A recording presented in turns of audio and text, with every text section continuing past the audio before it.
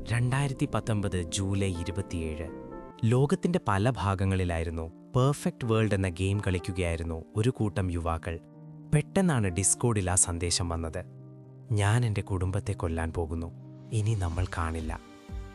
ആദ്യം എല്ലാവരും വിചാരിച്ചു അതൊരു തമാശയാണെന്ന്. പക്ഷേ നിമിഷങ്ങൾക്കകം അയാൾ ഒരു ചിത്രം അയച്ചു.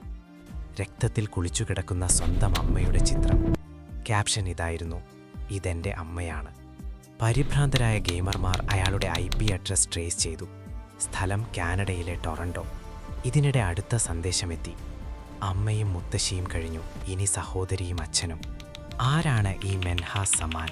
എന്തിനായിരുന്നു ഈ ക്രൂരത? മകൻ എഞ്ചിനീയർ ആകുന്നത് സ്വപ്നം കണ്ട അച്ഛനോട് അയാൾ വർഷങ്ങളോളം നുണ പറഞ്ഞു. കോളേജിൽ പോകുന്നുവെന്ന് വിശ്വസിപ്പിച്ച് ഷോപ്പിംഗ് മാളുകളിലും ജിമ്മിലും സമയം കളഞ്ഞു. ബിരുദദാന ചടങ്ങിൻ്റെ തലേ ദിവസം തൻ്റെ നുണ പുറത്താകുമെന്ന് ഭയന്ന മെൻഹാസ് ഒരു തീരുമാനമെടുത്തു. ജൂലൈ 27, 2019. അന്നായിരുന്നു കൊലപാതകങ്ങൾ നടന്ന ദിവസം. മണിക്കൂറുകളുടെ ഇടവേളയിലായിരുന്നു 4 കൊലപാതകങ്ങൾ നടന്നത്.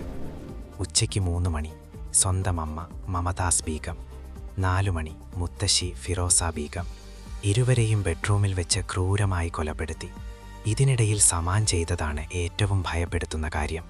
അടുത്ത ഇരകൾക്കായി കാത്തിരിക്കുന്ന സമയത്ത് അവൻ ശാന്തനായി വീഡിയോ ഗെയിം കളിക്കുകയും ഉറങ്ങുകയും ചെയ്തു. രാത്രി 11 മണി സഹോദരി മലേഷ്യ തിരിച്ചെത്തിയുടൻ കൊല്ലപ്പെട്ടു. അർദ്ധരാത്രി ജോലി കഴിഞ്ഞെത്തിയ പിതാവ് മുനീറുസ് സമാനം ഇതേ വിധി തന്നെ. ഒരു ക്രൗബാറും കത്തിയും ഉപയോഗിച്ചാണ് സമാൻ സ്വന്തം കുടുംബത്തെ ഇല്ലാതാക്കിയത്. വെറും മണിക്കൂറുകൾ കൊണ്ട് ഒരു കുടുംബം മുഴുവൻ അവസാനിച്ചു. പോലീസ് വാതിലിൽ മുട്ടുമ്പോൾ അയാൾ അയച്ച അവസാന സന്ദേശം: പോലീസ് എത്തി, എല്ലാവർക്കും വിട. ഉള്ളിൽ 4 മൃതദേഹങ്ങൾക്കിടയിൽ യാതൊരു ഭാവവ്യത്യാസവുമില്ലാതെ മെൻഹാസ് നിൽക്കുന്നുണ്ടായിരുന്നു. കോടതിയിൽ അയാൾ പറഞ്ഞു: നാണക്കേടിൽ നിന്ന് അവരെ രക്ഷിക്കാൻ വേണ്ടിയാണ് ഞാൻ കൊന്നത്. ഈ വാർത്ത കേട്ട അയൽവാസികളും സുഹൃത്തുക്കളും ഒരുപോലെ ഞെട്ടിപ്പോയി. മാന്യമായി പെരുമാറുന്ന, എപ്പോഴും സഹായിക്കാൻ തയ്യാറുള്ള ശാന്ത സ്വഭാവക്കാരനായ ഒരു യുവാവായിട്ടായിരുന്നു എല്ലാവരും മെൻഹാസിനെ കണ്ടിരുന്നത്. അതുകൊണ്ട് തന്നെ അവൻ ഇങ്ങനെയൊരു ക്രൂരത ചെയ്യുമെന്ന് ആർക്കും വിശ്വസിക്കാനായില്ല.